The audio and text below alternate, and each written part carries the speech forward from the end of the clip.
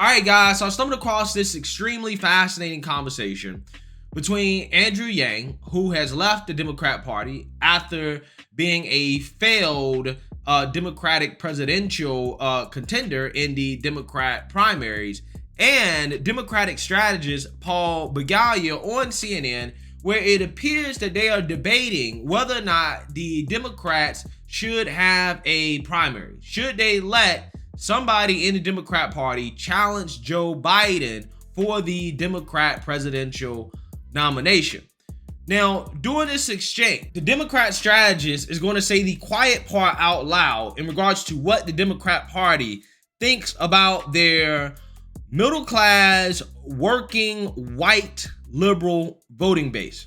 Take a look. If they open it up, you're going to see a number of people stepping up. And the fact is, no incumbent president who's had a significant primary challenge has won re-election. Right. Everyone knows that. So every establishment Democrat will say, look, and they'll be leaned on. They'll say, cannot run against Joe. So you know who might run if they actually have an open process? People are already outside of the establishment. Someone like Nina Turner, someone like Marianne Williamson. And if you have just a Nina Turner versus Joe Biden, Nina Turner ends up gathering a significant amount of support just ideologically.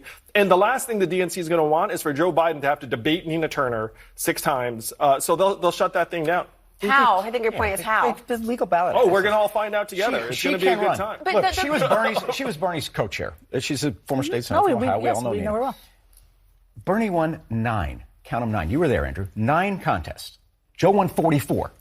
And I think Bernie maybe has more support than Nina. So bring it on. What the hell are you worried about? I mean, you're not a Democrat anymore, but I am. And as a guy who loves Joe Biden, that's fine. He'll steamroll any potential Democrat and then go on and beat Trump. I was with the field in the Democratic primaries. And the fact is, Joe Biden performed worse in the early states where voters saw a lot of him. And that's just a fact.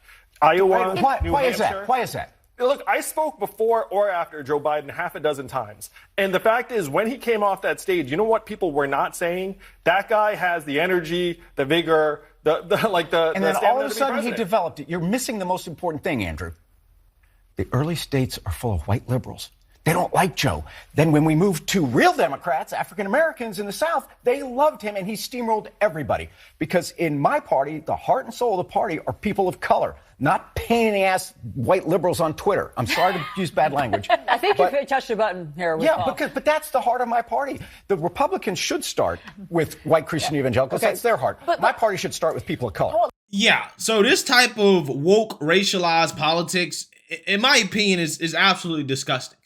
Okay, and then this is why, conservatives say they hate identity politics, because this is what it boils down to, okay? You have a Democrat strategist just openly saying that, look, the Democrat Party is not a party for white people, because he's attacking white liberals, but when he attacks white liberals, essentially he is attacking white people, because white conservatives aren't voting for Democrats. Obviously, they're not a part of the Democrat Party, so the only white people in the Democrat Party are white liberals. And when you're saying that the party is not for white liberals, what you're saying is that the party is not for white people. White people are not welcomed, right? But one thing I will say that I agree with this guy on is that regardless of race, he racializes it. I'm saying regardless of race, this applies.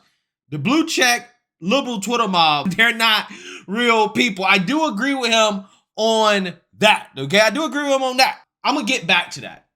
First, I have to address Andrew Yang, who, in my opinion, has sorely been a disappointment.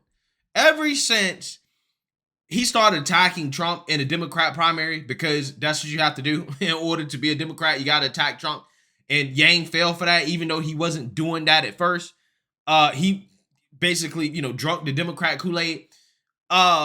He really believes that Nina Turner, who's a far left woke progressive, who can't win a race for a federal seat, right? A federal congressional position. She can't win a seat. She ran twice, lost twice.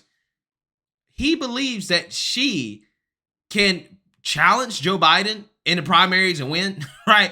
That she actually would be capable of winning. Now, if he made that argument saying that, well, Joe Biden is so mentally deficient that, she would be able to win, okay, I kind of understand that argument. But if you're talking about from a policy perspective, I don't think that people are going to go along with woke progressive policies, considering how Joe Biden leaning too much into that is part of the reason why we're in this place, okay? Particularly when it comes to crime, which Nina Turner is a fan of defund the police. She's a fan of being soft on crime. She's a fan of that. She's basically a part of the squad, except unlike the squad, she can't successfully get elected to Congress because people don't agree with her policies, right?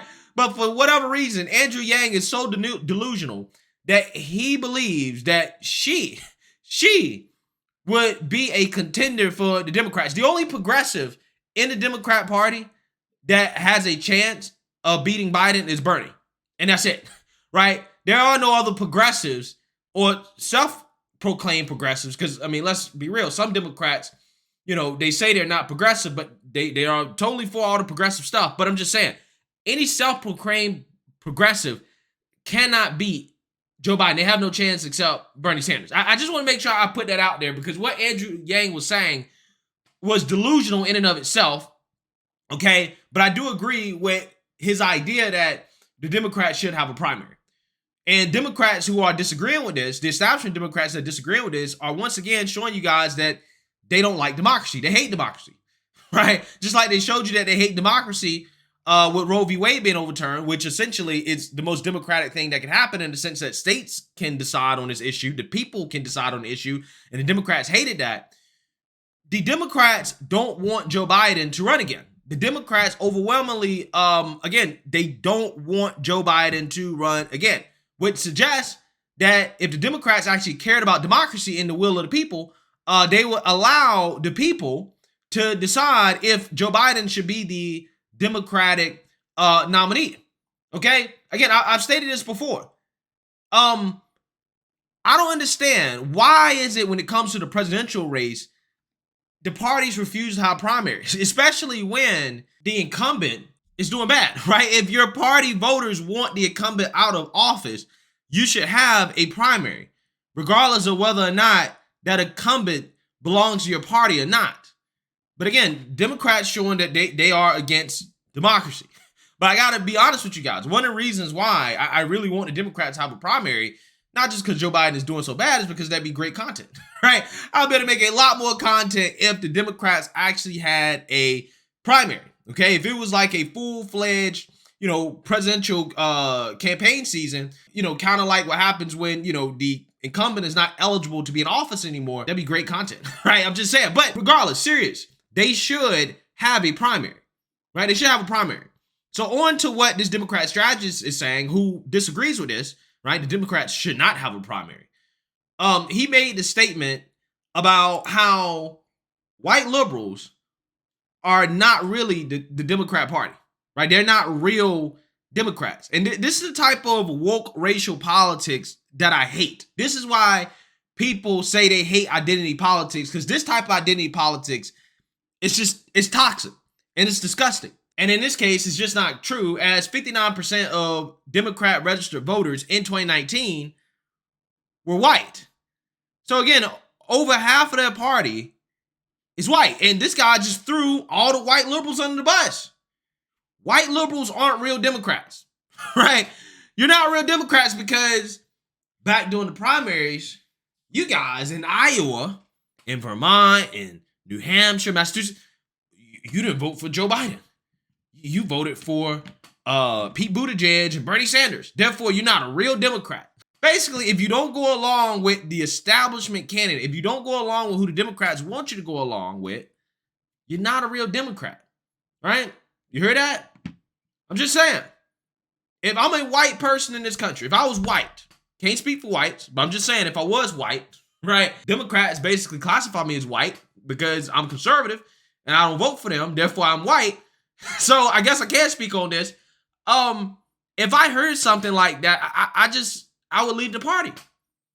Why is that? Because they're telling you we don't like you and we don't have your best interest at heart. You are not the heart of our party. The heart of our party is so-called people of color, right?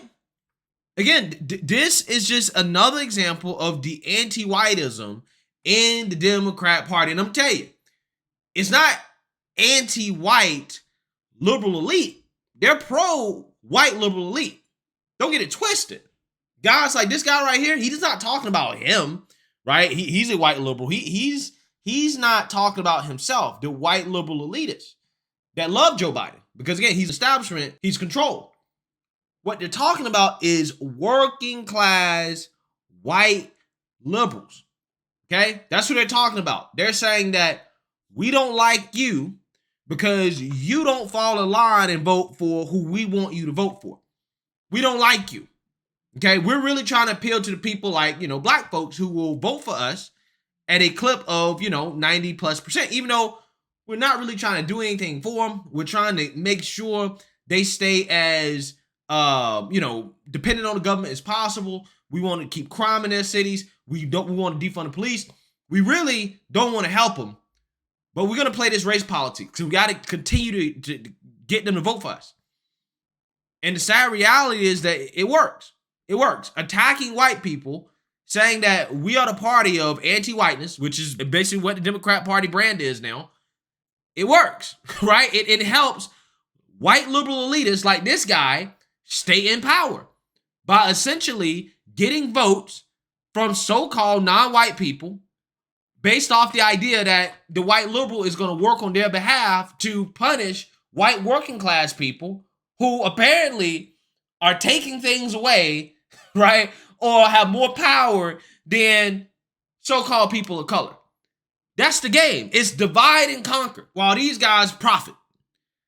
So again, my question to anybody who is a white moderate, white liberal that, votes Democrat, but is open to voting Republican or not voting at all, why would you vote for this party? Look at the state of this country. Why would you vote for a party that openly does not like you? They do not like you. They don't want your vote. They think what's going to happen to you. They think in 30, 40, 50 years that you will become irrelevant enough for them to ignore. That's what they think. Because over time, their party has been becoming less white. In 76% of their registered voters were white. Now, in 2019, it was 59%. So Democrats are already telling you, hey, we got other folks that we're prioritizing, while also at the same time continuously attacking you for your race. Again, this is why identity politics, this type of identity politics, this racialized identity politics is so toxic. It really is. Because ideally, people should come out here and say the base of our party is working class Americans who believe in, these liberal values or whatever. That's ideally what he should say. No. We just racialize everything and we're telling you, so-called people of color, those are real Democrats. If you're not a so-called person of color, you ain't a real Democrat, right? Specifically because you don't like who we tell you to vote for, okay? If you don't like who we tell you to vote for, then you're not a real Democrat. Again, these are the people that claim they love democracy so much until it doesn't go their way. It's amazing how it works. Let me know what you guys think. Make sure you like, comment, and subscribe. Most importantly, share a Black conservative perspective. Peace.